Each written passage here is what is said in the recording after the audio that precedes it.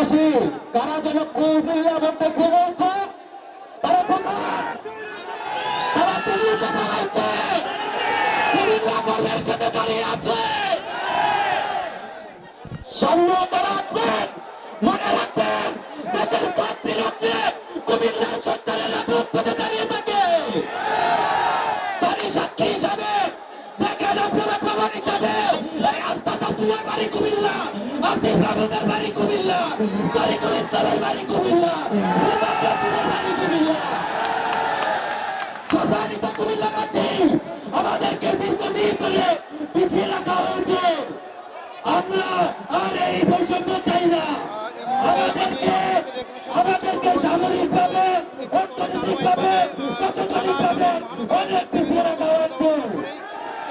মনে রাখতে হবে, আমাদেরকে কুমিল্লা শক্তিশালী করবে, বাংলাদেশের সর্বভৌমত্বের দিকে আঘাত করবে।